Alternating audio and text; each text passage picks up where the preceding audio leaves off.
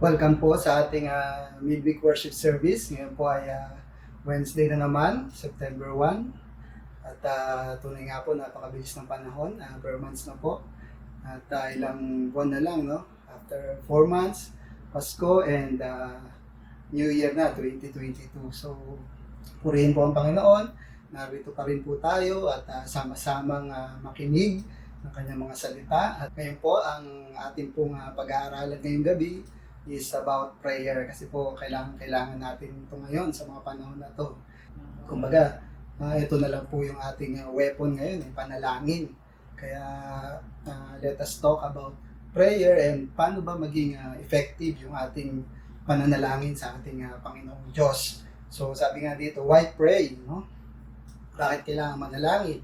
Kung ang ating Panginoong Diyos ay itinakda na, alam niya ang lahat ng bagay, tinakda niya ang lahat ng bagay ayon sa kanyang kalooban, bakit pa natin kailangang manalangin?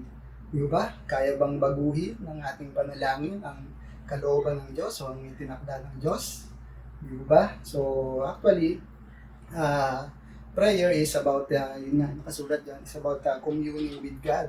So, pakikipag-usap po yan sa ating Panginoong Diyos. So, bakit kailangan manalangin? Simply because tinuruan niya tayong manalangin, especially ang ating Panginoong Hesus, nananalangin din po siya sa ating Diyos Ama. So, the value of prayer, especially ngayon, napakahalaga ho. So, ano ba yung prayer? It's about communication, to communicate, to connect, to converse with God, and also to feel God para maramdaman natin yung presence ng Lord and to be in touch with God. Kumbaga, prayer yung malalim. Ang tinutukoy ko dito is yung malalim na kaugnayan o malalim na pakikipag-usap sa ating Diyos Ama. Okay po? So, the Lord's Prayer teaches us how to pray. So, in Matthew 6:9, sabi dyan, this then is how you should pray. So, in the Lord's Prayer, it mentions sa Matthew 6:9, after this manner, therefore, pray ye. So, in Tagalog, ganito kayo manalangin. So, ibig sabihin, itong Lord's Prayer, it's actually, aside from what to pray, it's actually how to pray. Paano manalangin sa ating Panginoong Diyos Ama. So, it's about step by step or guideline or procedure kung paano tayo manalangin sa ating Diyos Ama. But before we go sa ating Lord's Prayer, ang next na tanong is, what prayer should that be? Ano ba yung dapat ba hindi ano ang panalangin? So, kasi tayo kasi madalas kapag nananalangin tayo, number one, nagiging emergency call. Diba? Prayer should not be an emergency call. So in times of emergency, doon lang tayo mananalangin. So dapat po hindi ho ganun na kung kailan kailangan lang, o kung kailan yung emergency na, no? Pag walang kailangan, hindi mananalangin. Pag wala na talaga, wala na pag-asa, doon lang mananalangin. So prayer should not be during emergency times only. So number 2, prayer should not be a complaint department. So ibig sabihin ho niyan, hindi lang puro reklamo or puro hinaing ang ating prayer. So dapat ho iwasan din ho natin yung gawin nating complaint department ang pananalangin. And number 3, prayer should not be a negotiation. Hindi ho tayo nakikipag-negotiate sa Lord na sabihin mo, madalas kasi minsan pag nanalangin tayo, so gagawin ko ito Lord basta pagalingin mo ko, or basta kapag ginawa mo to, tinupad mo tong pangarap ko na to, maglilingkod ako sa iyo, di ba? Parang nakikipag-negotiate tayo sa Lord, di ba? So dapat hindi ganoon yung prayer. So let us know ano ba talaga dapat ang ating prayer through the Lord's Prayer. So sabi dito, the Lord's Prayer teaches us how to pray. So kaya natin na we have come up dito sa acronym na ACTS, di ba? ACTS A, adoration, confession, thanksgiving, and supplication. So sabi ko dito kasi, so yung ACTS, parang if you don't know how to pray, so isipin mo lang yung word na ACTS, no?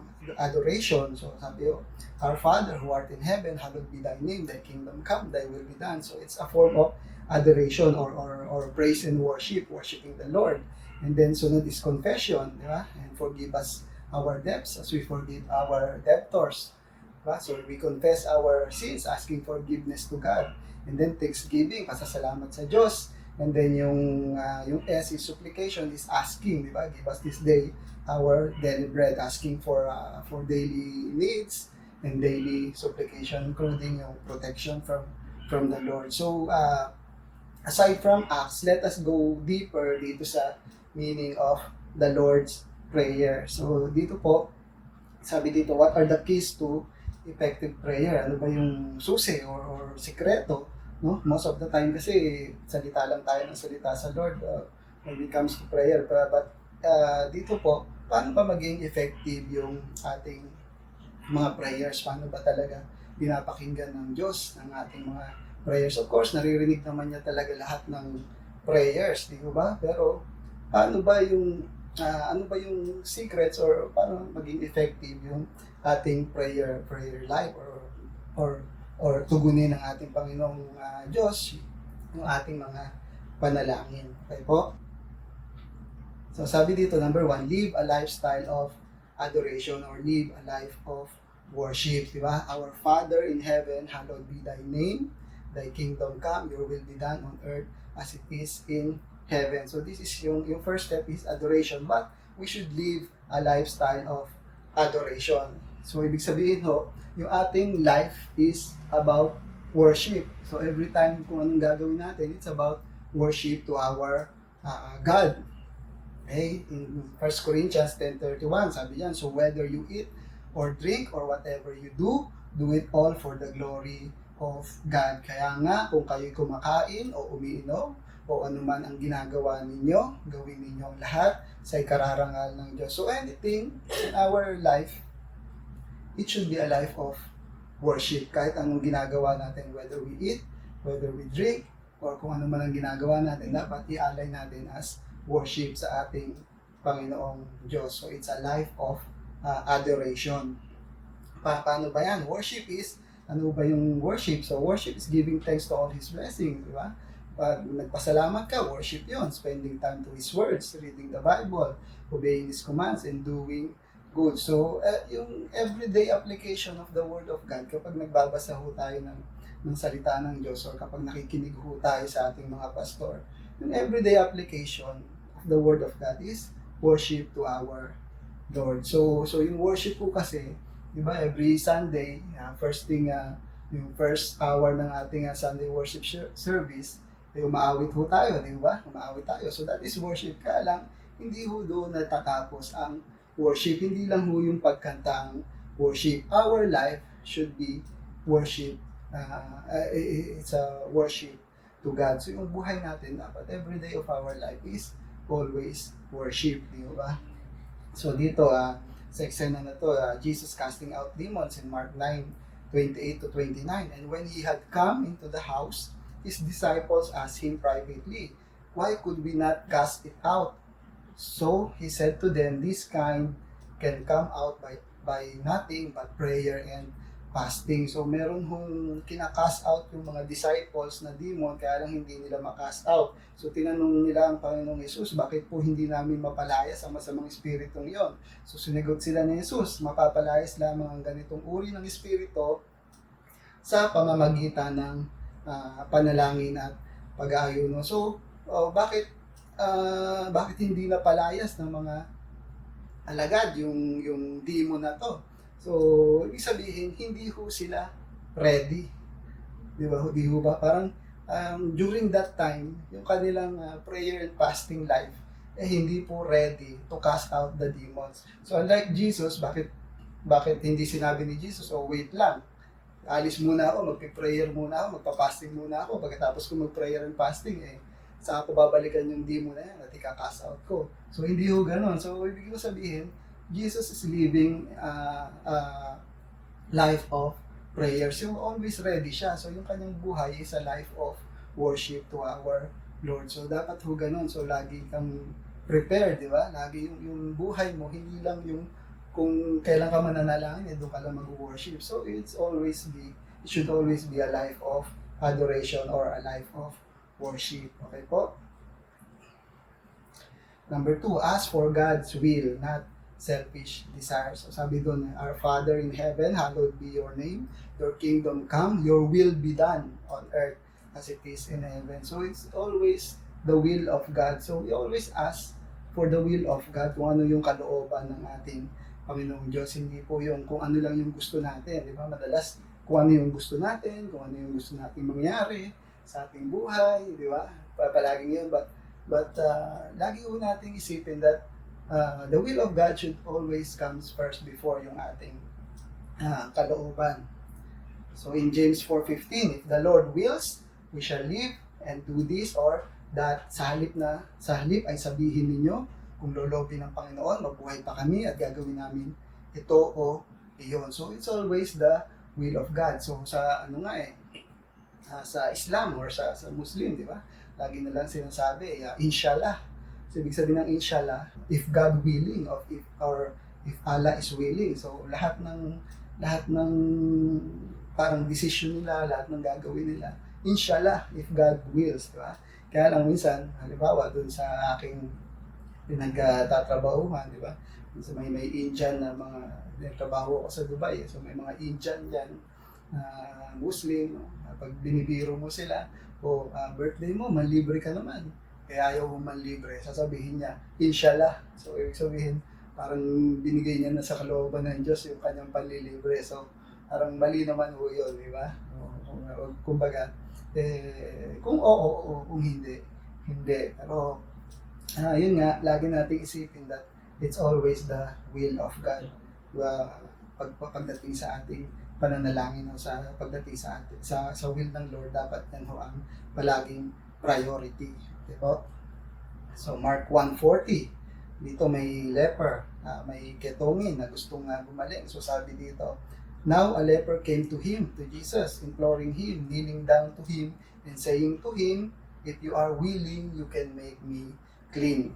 May isang taong may ketong lumapit kay Jesus, lumuhod ito at nagmakaawa. Kung nais po ninyo, ako'y inyong mapapagaling at magagawang malinis. Verse 41, then Jesus moved with compassion, stretched out his hand and touched him, and said to him, I am willing, be cleanse. Sabi ng Panginoong Jesus, oo, nais ko, gumaling ka. So maganda yung prayer niya, no? Sabi niya doon, kung nanaisin niyo po, Panginoon, na ako'y gumaling, ako po'y gagaling at lilinis.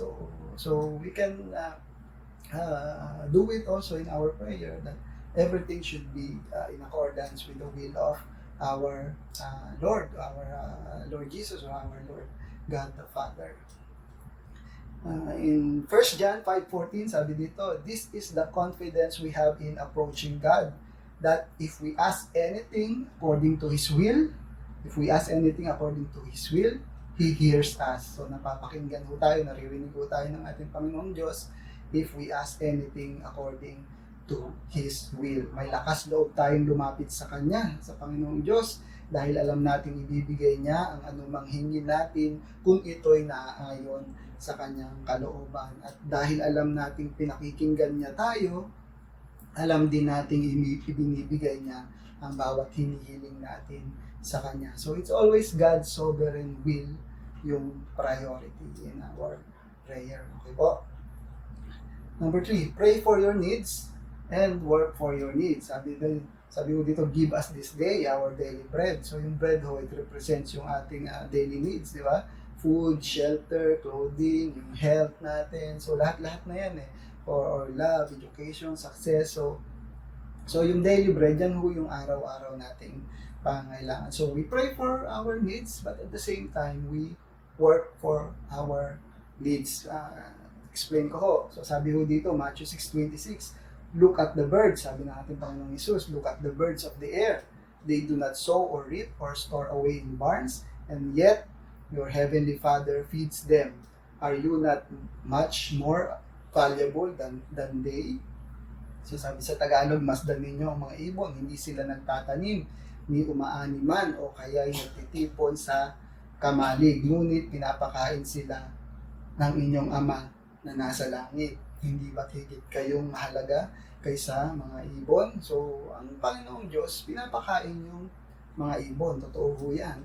Pero yung mga ibon na yan, hindi naman ho yan nakatunganga lang sa kanilang pugad at naghihintay na lang na may bumagsak na pagkain o bulate o uod na babagsak na lang sa kanilang pugad. Wala hong ganon. So yung mga ibon, nagtatrabaho rin ho sila. Although pinoprovide ng Diyos ang kanilang pagkain, sila ho'y lumilipad, naghahanap, pumupunta sa mga bukirin, di ba ho ba, kumakain, di ba? So nagtatrabaho sila. So hindi lang ho sila pinapakain ng Diyos, bagkus sila ho'y naghahanap din ng pagkain. So ganun din sa ating prayer life.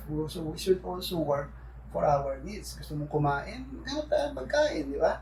Gusto mong maging successful sa buhay, mag-aaral ka ng mabuti. Gusto mong pumasa sa exam, di mag-review ka, mag-pray, and then mag-review, di ba? Gusto mong bumalik sa sakit, di mag-pray ka, at the same time, magpagaling ka, or magpagamot ka, or uminom ka ng gamot. So we always ask, we always pray, but at the same time, we also work doon sa ating pinapanalangin. Siyempre, ibibigay ng Diyos yan. Bakit hindi niya ibinibigay? Bakit hindi niya ibibigay? Pinaghirapan mo yan, di ba? So, ibibigay yan kasi pinaghirapan mo at the same time, hiningi mo. Di ba? Matthew 7:7, ask and it shall be given to you. Diba? Seek and you shall find, knock and the door shall be opened. Humingi kayo at kayo bibigyan, humanap kayo at kayo makakatagpo, kumato kayo at kayo'y pagbubuksan, sapagkat ang bawat humihingi ay tatanggap, ang bawat humahanap ay makakatagpo, at ang bawat kumakatok ay pagbubuksan. So, you can ask, but at the same time, you seek para mahanap natin. Okay po? So, yan, ask, seek, and knock. So, Matthew 7:7. Okay po? So, we pray for our needs, but at the same time, we work for our needs. So, magiging effective nga yung prayer mo kasi pinaghirapan mo, hinahanap mo So yan lang po yan. So number 3. Number 4, repent and confess. A lifestyle of confession but not a lifestyle of sin. So sabi dito, forgive us our sins as we forgive those who sins against us. So repent, pag sinabi yung repent is pagtalikod sa kasalanan or turning away from sins. So yung confession naman is to verbally admit or yung pag-amin sa kasalanan mo. So, a life of confession. So, minsan ho, nagiging loophole yan di ba? Yung iba, sasabihin dyan is, pwede naman ako magkasala or magsisinungaling muna ako or magnanakaw muna ako or magkukorap muna ako. Bagay, may confession naman pwede naman i-confession yan. So, patatawarin naman ako ng Diyos kapag ako'y nag-confess. So, ganun ho ba yun? So, pwede ho tayo magkasala tapos mag-confess na lang ho tayo. So, hindi ho ganun yun. So, we should repent doon sa mga kasalanan na dapat nalikuran, and we should confess doon naman sa mga kasalanan na hindi natin maiwasan. Diba? Kasi may mga kasalanan na hindi maiwasan, may mga kasalanan naman na dapat talikuran, na dapat iwanan na.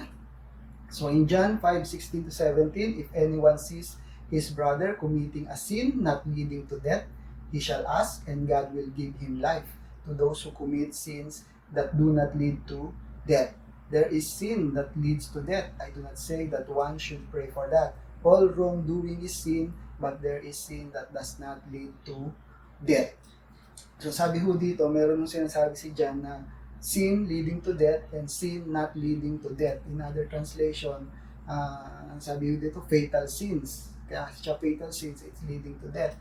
And of course, yung iba naman, non-fatal sins, which is not leading to death. Kung tatagalogin ho natin, basahin ho natin sa Tagalog, kung makita ni Numan na ang kanyang kapatid ay gumagawa ng kasalanang hindi hahantong sa kamatayan, ipanalangin niya ang kapatid na iyon sa Diyos na magbibigay sa taong iyon ng bagong buhay. Ito ay para sa mga kapatid na ang kasalanan ay hindi humahantong sa kamatayan. May kasalanang hahantong sa kamatayan at hindi ko sinasabing idalangin ninyo ang sino mang gumagawa nito. Ang lahat ng gawaing di matuwid ay kasalanan, ngunit may kasalanang hindi hahantong sa kamatayan. So ano ba yung mga fatal sins o yung humahantong sa kamatayan? So first and foremost, yung mga kasalanang humahantong sa kamatayan is number 1 is yung unbelief.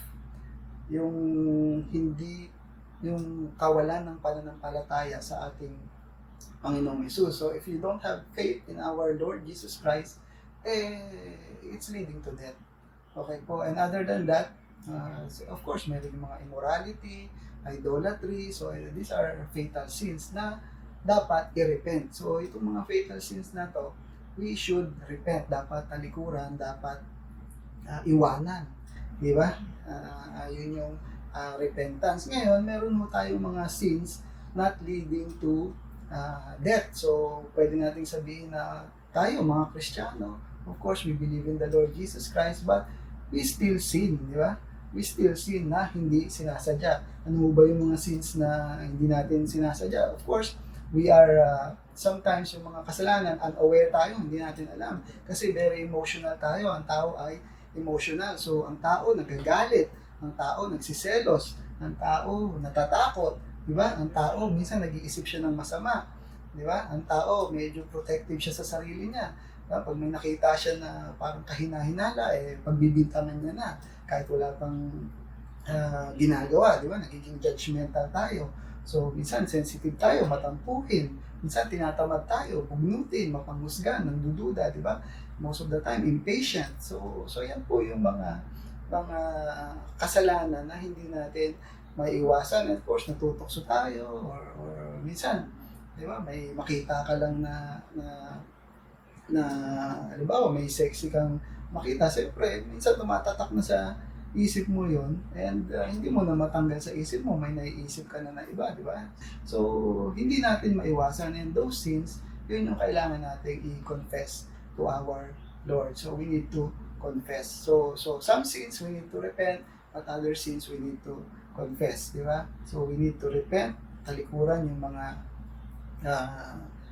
mabibigat na kasalanan, di ba? Talikuran natin yung mga mabibigat na kasalanan, yung mga kasalanan na hindi natin maiwasan because of our emotion, we should confess. Okay po? 1 John 1:9, ito, sikat na sikat to. If we confess our sins, He is faithful and just to forgive us our sins and to cleanse us from all unrighteousness. Subalit kung ipapahayag natin ang ating mga kasalanan, patatawarin tayo ng Diyos sa mga ito at lilinisin tayo sa lahat ng ating mga kasalanan sapagkat siya'y tapat at matuwid. So, yan nga if we confess, the Lord God will cleanse us from all unrighteousness. So, ibig sabihin, pwede ka maging sinless, di ba? After confession, all unrighteousness na-cleanse So, may point in time, so if you confess, as if you are sinless, di ba? Kaya lang, hindi naman natin mapapanatili yan kasi nandito pa tayo sa ating katawang lupa, di ba? Parang ano lang yan parang paliligo lang yan di ba? Bakit ka ba naliligo araw-araw? Siyempre, araw-araw ka nadudumihan, araw-araw kang naliligo. So, after mo maligo, malinis ka na, di ba? Pero after mo maging malinis, siyempre, papapawisan ka ulit. May didikit na namang dumi sa'yo. So, marurumihan ka ulit. So, para luminis ka, maligo ka ulit. So, yun yung confession. So, halimbawa, paano ba na yung katawan natin hindi na magiging marumi? Paano ba tayo hindi na magiging marumi? So, it's either palitan mo yung katawan mo, di ba? Umalis ka sa katawan mo, magpalit ka ng katawan na hindi nadudumihan, at the same time, lumipat ka ng lugar na walang dumi. Di ba? So, parang ganun din sa atin. So, kung gusto mong hindi ka marumihan, so we should change our body, yung glorified body. Kapag napalit na ka ng glorified body, and then you live with God, dun sa kalangitan, in heaven, hindi ka na marurumihan. Di ba?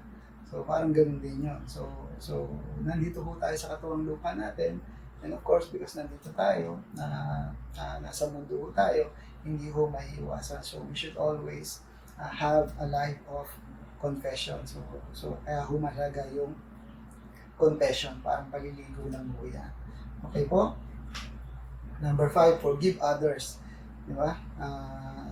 Forgive us our sins as we forgive those who sins against us. So, kailangan ho natin patawarin yung ating mga nagkakasala sa atin. Sabi nga sa Matthew 6:14, sapagkat kung pinapatawad ninyo ang mga nagkakasala sa inyo, patatawarin din kayo ng inyong Ama na nasa langit. Ngunit kung hindi ninyo pinapatawad ang inyong kapwa, hindi rin patatawarin ng inyong Ama ang inyong mga kasalanan. So, yung confession, mahalaga ho yun. But at the same time, forgiving others, mas mahalaga siya. Kasi kapag hindi nga daw tayo nagpatawad, paano magiging effective yung ating confession? Paano tayo malilinis sa ating kasalanan kung hindi po tayo nagpapatawad? So mahalaga ho yung forgiving others. But at the same time, forgive others, at the same time, pray for one another. So ipanalangin ho natin ang bawat isa. So patawarin ng bawat isa, at the same time, ipanalangin ng bawat isa. Bakit ho mahalagang ipanalangin ng bawat isa?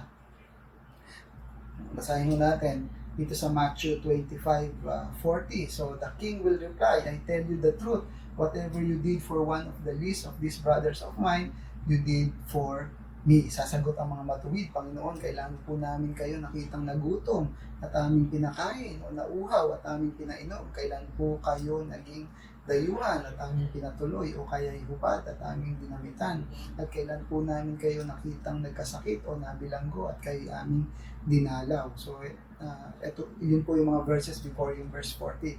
Sa verse 40, sasabihin ng hari, tandaan ninyo, ang gawin ninyo nang gawin ninyo ito sa pinakahamak sa mga kapatid kong ito, sa akin ninyo ito ginawa. So whatever we do to our brothers and sisters, if we pray for our brothers and sisters in Christ, actually we are praying for the church. We are praying for the body of Christ. And if we are praying for the body of Christ, we are serving Christ.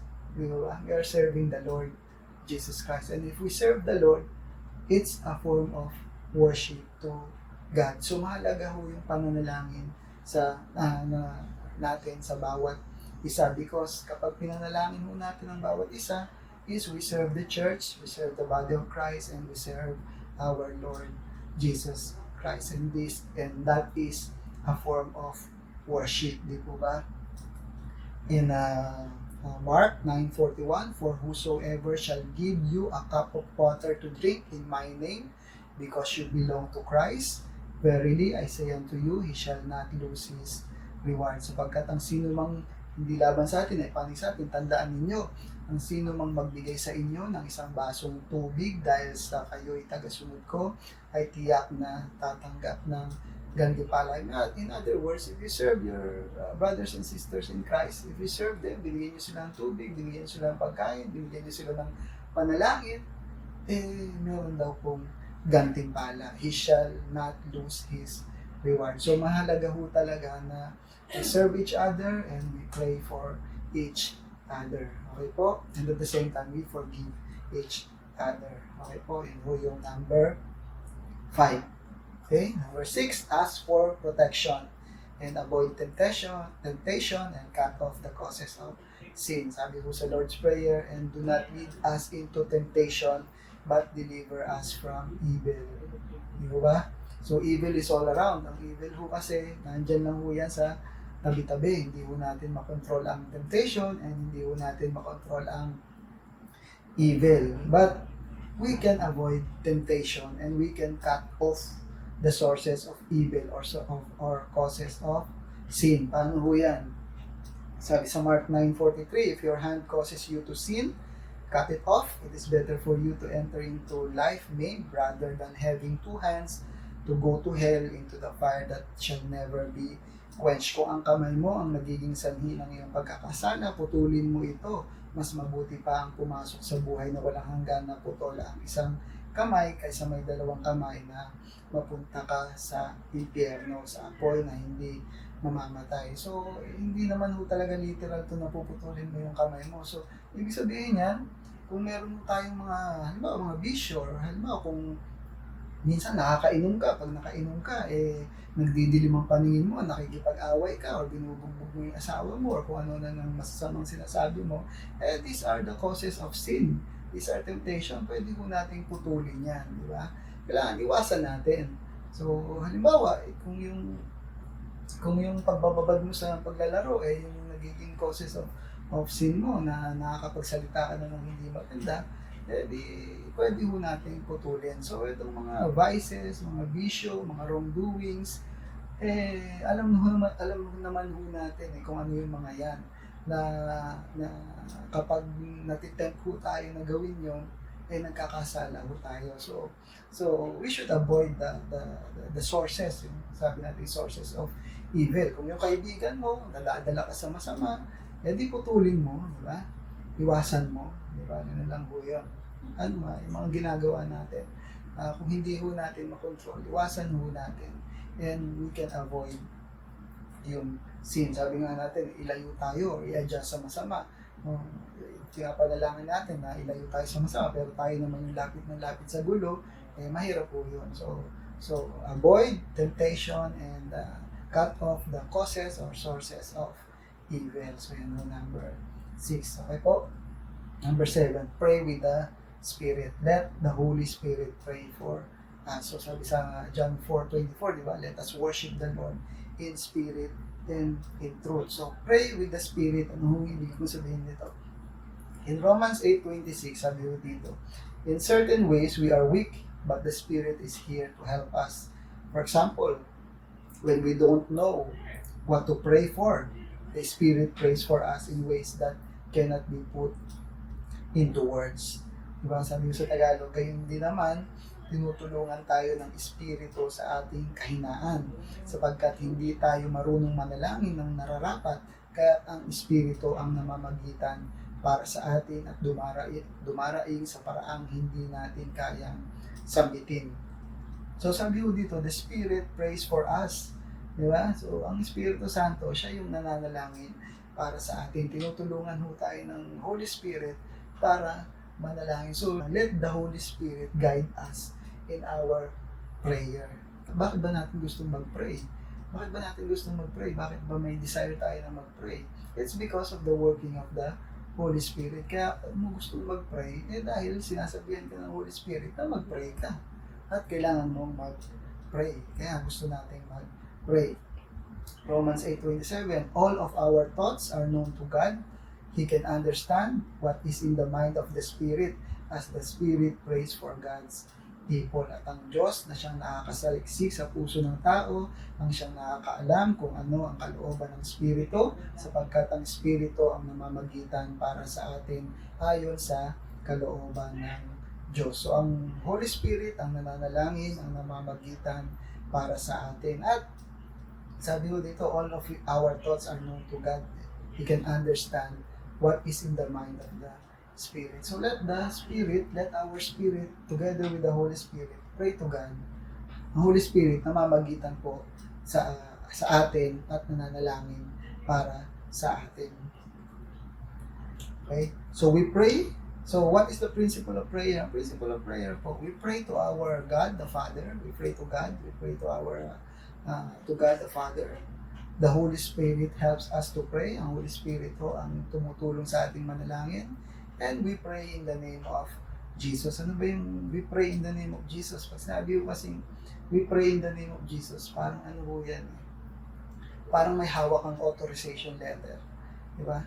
We pray in the authority of our Lord Jesus Christ. Diba? Using the name of Jesus, meaning ginagamit ho natin ang pangalan ng ating Panginoong Jesus para makalapit sa ating Diyos Ama. Yun nga, parang may dala-dala kang authorization letter, di ba?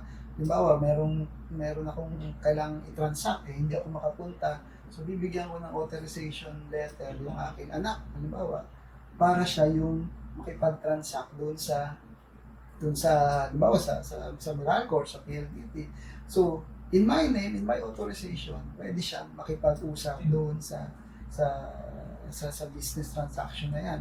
So, ganun din, we can go to the Father, we can pray to the Father in the authority of Jesus Christ. Diba? Take note that we have the authority of Jesus because Jesus is also interceding for us. Nag-i-intercede din ang ating Panginoong Jesus para sa atin. Okay po?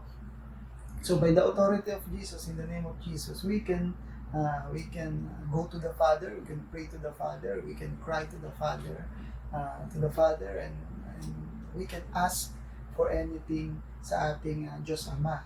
Diba? Romans 8:34, who then is the one who condemns? No one. Christ Jesus, who died, more than that, who was raised to life, is at the right hand of God and is also interceding for us. So ang ating Panginoong Jesus na namatay at muling nabuhay ay ngayon na nasa kanan ng Diyos Ama at siyang namamagitan para sa atin. So marami ho tayong katulong, katuwang pagdating sa prayer. So, the Holy Spirit is there, Jesus Christ is there, na nananalangin para sa atin. Just make sure that, yun nga, ang mahalaga ho kasi dyan is the desire to pray. Kasi kung may desire to pray ka, it means that the Holy Spirit is working in you.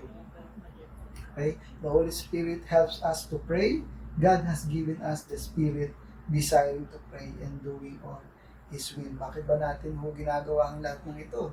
Bakit ba, di ba? Sabi mo, bakit ba gusto natin mag-pray? Bakit gusto natin makinig ng salita ng Diyos? Bakit gusto natin mag-share? Bakit gusto natin umawit sa ating Panginoong Hesus? Bakit gusto natin mag-worship? We all do it because of the Holy Spirit. Because the Holy Spirit is giving us the desire or the passion to pray and to do the will of God. Di ba? Diba? Ang mahirap po kasi walang desire. Pag walang desire, parang walang kumikilos. Parang hindi kumikilos ang Holy Spirit. Pero pag may desire ka, may passion ka, pag sinabi mo kasing passion, ginagawa mo yung isang bagay ng libre, ng gustong-gusto mo, na meron kang drive. Di ba? Etong ginagawa kong to, bakit ko ba ginagawa to? Di ba? Ano bang makukuha natin dito? Di ba? Materially or financially, wala naman tayong makukuha dito. Pwede naman akong maging tagapakinig lang o taga-nood lang, di ba? Hindi ko na aksayahin yung laway ko, hindi na ako magpapagod ng mga ganito, di ba?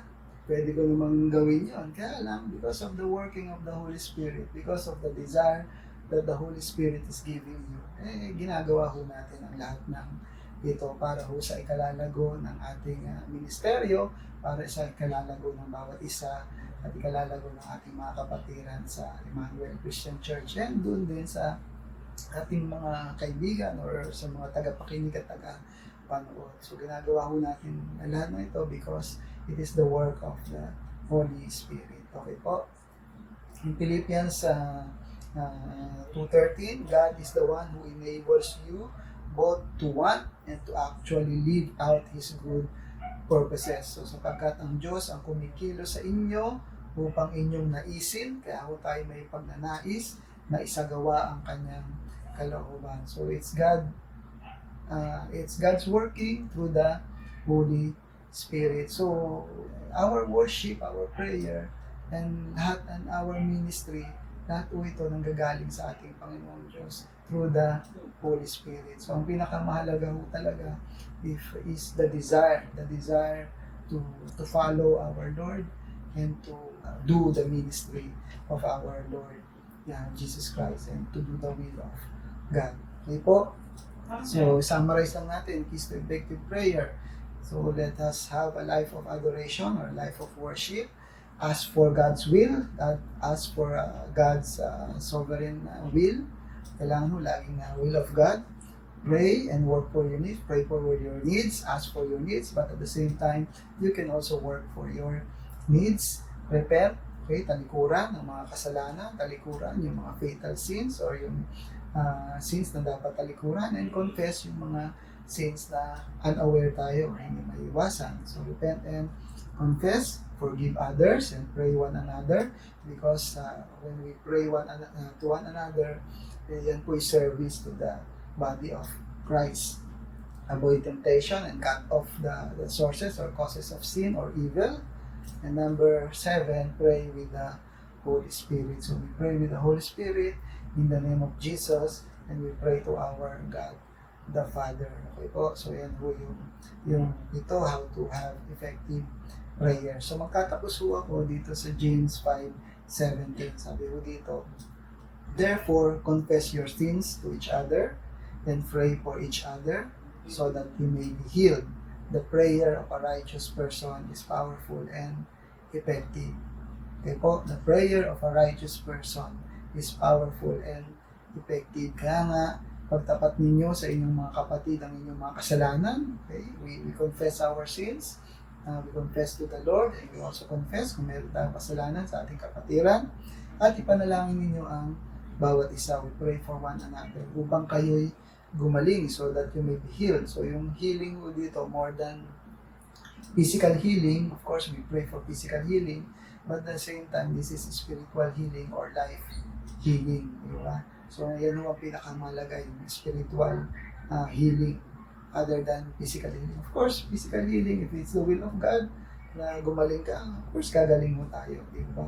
But more than that, mas maigi ho yung magbago, yung ma-renew, ma-transform yung ating life, and ma-transform yung ating spirit, mag-grow yung ating spirit, or magkaroon tayo ng spiritual healing. Prayer is powerful and effective if you are a righteous person. Kapag righteous person ka daw, the prayer is powerful and effective. Paano ho ba maging righteous person? Ano ho ba yung katangian ng righteous person? Hindi gawin ho natin yung kanina, yung, di ba? We live a life of worship, always ask for God's will, pray, work for your needs, repent and confess, di ba? Forgive, di ba? Pray one another, avoid temptations and evil, and pray with the Holy Spirit. So in this way, we can be righteous, but at the same time, sabi nga ho is, yung righteousness of Christ is imputed sa atin, di ba? The righteousness of our Lord Jesus Christ is imputed sa atin. Sa lahat ng nananampalataya at naniniwala sa ating Panginoong Hesus, imputed yung righteousness of Jesus Christ. Paano ba ibig sabihin ng imputed? Di ba? Parang yung kay Adam, di ba? Or Adam. Di ba? Imputed yung kanyang sin sa atin, di ba? Ibig sabihin ng imputed, namana or nahawaan ka, kaya ka nagkakasala. Kasi nahawaan ka o namana yung kasalanan ni Adan sa'yo. So, ganun din. Sa ating Panginoong Hesus, yung imputed, ibig sabihin niya, namanahan ka rin or nahawaan ka ng righteousness from the Lord Jesus Christ. Di ba? Sabi ng ating Panginoong Hesus, I am the tree of the vine, you are the branches. Apart from me, you can do nothing. So, ibig sabihin apart from the Lord Jesus Christ, we cannot do anything. So we cannot do any righteousness apart from our Lord. But with the Lord Jesus Christ, kapag nasa puso natin siya, and nananampalataya tayo sa Kanya, we can do anything. Di ba? Di ba? Through you, through Jesus Christ, we can do anything. We can do all things through our Lord Jesus Christ. And we can be righteous. Pwede po tayong magbunga ng righteousness, and we can have the fruits of the Holy Spirit. So yan ho yan. So, paano magkaroon ng effective prayer life? Be a righteous person by means of yung imputed righteousness from our Lord Jesus Christ. Amen po? So, yan lang ho yan. And magandang gabi po sa lahat. And naway may naunawaan ho kayo sa aking sharing. And pasensya na po kung medyo napahaba. But this is our prayer meeting, and we should always pray. We should always worship the Lord. And naway patuloy ho yung desire ng ating spirit to worship God and to do God's ministry, mag-alab po sa ating mga buhay. Magandang gabi po sa lahat, and God bless us all.